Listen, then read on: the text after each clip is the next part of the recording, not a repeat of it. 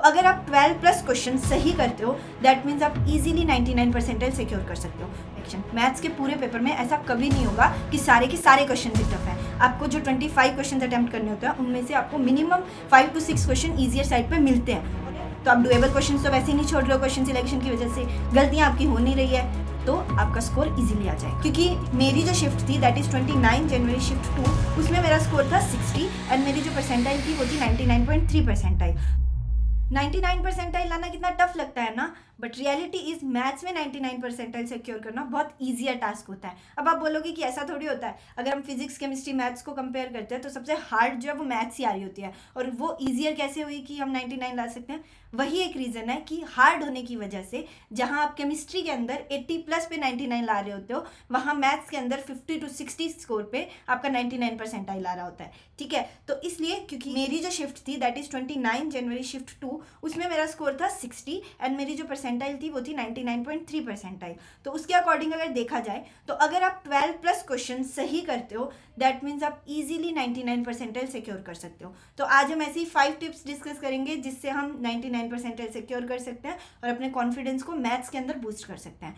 तो first is कि जो हाई वेटेज चैप्टर्स हैं उनको अच्छा करना है, मास्टर करना है, क्योंकि हाई वेटेज चैप्टर्स इज कि क्वेश्चन जो है वो शॉर्ट आएगा। तो मैथ्स में एक भी क्वेश्चन ऐसा तो होना ही नहीं चाहिए जो शॉर्ट है और हमसे छूट रहा है। इसलिए हाई वेटेज चैप्टर्स को अच्छे से प्रैक्टिस करना है, अच्छे से स्ट्रॉन्ग करना है और उन पर अच्छे से टाइम देना है। और जो लिस्ट है हाई वेटेज चैप्टर्स की वो प्रॉपरली PCM की ही चैनल पे शेयर्ड है, उसका जो लिंक है वो डिस्क्रिप्शन में ऐड कर देंगे। ठीक है, अभी नेक्स्ट टिप जो है वो है PYQ पैटर्न रिकॉग्निशन।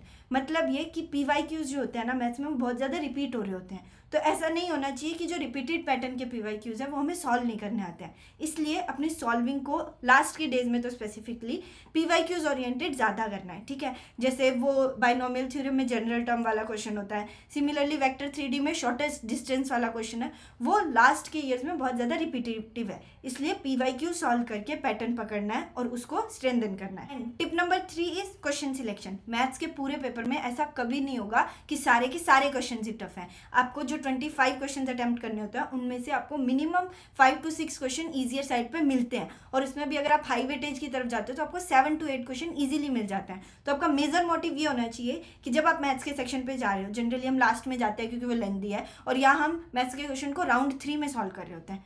ठीक है, जब भी आप जा रहे हो आपको प्रॉपरली क्वेश्चंस को पहले सिलेक्ट करना है कि कौन सा इजियर है, कौन सा जल्दी सॉल्व हो जाएगा, एंड देन उससे अपने +4 करने हैं। एंड अगर आप डाटा देखो तो हमें करने थे 12 प्लस क्वेश्चन। अगर मैंने क्वेश्चन सिलेक्शन अच्छी रख के इजियर क्वेश्चन अराउंड 5 to 6 मान के चलते हैं कर लिए, तो मेरे पास बच रहे हैं 6 क्वेश्चन, राइट, जो मुझे और सही करना है। तो उसके लिए क्योंकि अगर अभी आप 99 परसेंटाइल मैथ्स में एम कर रहे हो दैट मीन्स आपने मैथ्स पे वर्क किया हुआ है, तो उसका ध्यान रखते हुए आपका हाई वेटेज के अलावा अगर बात की जाए तो जो 2 सेक्शंस होते हैं हमारे पास, कैलकुलस और कोऑर्डिनेट, उसमें से एक सेक्शन तो ऐसा होगा ही जिस पे आपने अच्छे से काम किया हुआ है। तो आपको जिन भी चीज़ों पे आपने काम किया हुआ है उसको और ज़्यादा स्ट्रेंथन करना है, अगेन रिवीजन और सॉल्विंग के थ्रू। और जितना आप स्ट्रेंथन करोगे आपके लिए वो चीज़ ज़्यादा बेटर होती जाएगी, एंड देन उन सेक्शन से आपके जो क्वेश्चन आएंगे आप वो अटेम्प्ट कर सकते हो, एंड इजीली आप 12 प्लस क्वेश्चन तो सॉल्व कर ही सकते हो।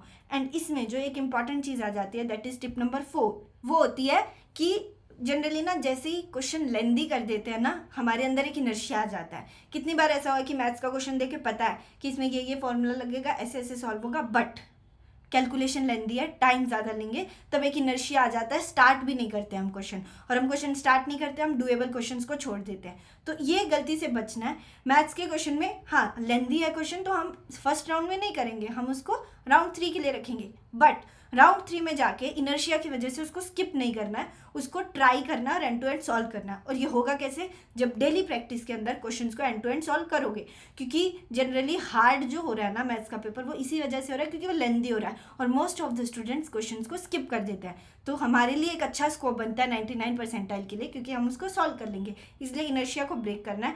एंड फाइनल टिप नंबर 5, जो कि मेरी एक सुपर पावर थी, दैट इज एक्यूरेसी। देखो मेरे जो मैंने बताया कि मेरे 15 क्वेश्चन सही थे, 60 मार्क्स मैंने सिक्योर किए थे, तो मेरे वो 15 क्वेश्चन जो मैंने अटैम्प्ट किए थे वो सारे सही थे, मतलब एक्यूरेसी मेरी मैथ्स के अंदर 100% थी। तो ऐसा बिल्ड करनी पड़ेगी। बिल्ड कैसे करोगे? डेली सॉल्विंग करोगे, मॉक टेस्ट दोगे, उसमें क्या करोगे? क्वेश्चंस कर रहे हो। देखो अगर आप केमिस्ट्री कंपेयर करते हो, फिजिक्स देखते हो ना, तो उसमें थ्योरी लग रही होती है बहुत ज़्यादा। तो अगर आप थ्योरी को थोड़ा सा भी भूलते हो तो आप कंफ्यूज होते हो, और जिस वजह से आपकी एक्यूरेसी हैम्पर होती है। बट मैथ्स में तो सारी चीज़ें कैलकुलेटिव है, आपको कैलकुलेशन करनी है। तो कैलकुलेशन आप जितनी स्ट्रांग रखोगे, कैलकुलेशन आप जितनी स्ट्रांगली करोगे, आपकी जो स्पीड है वो भी इंप्रूव होगी, और उसके साथ साथ जितने फोकस के साथ कैलकुलेशन कर रहे हो, सिली मिस्टेक्स भी कम होगी। तो ये चीज़ें सॉल्विंग के थ्रू इंप्रूव करनी है ताकि एक्यूरेसी अच्छी रहे। और एक्यूरेसी अगर अच्छी है तो आप डुएबल क्वेश्चन तो वैसे ही नहीं छोड़ रहे हो, क्वेश्चन सिलेक्शन की वजह से गलतियाँ आपकी हो नहीं रही है, तो आपका स्कोर ईजिली आ जाएगा।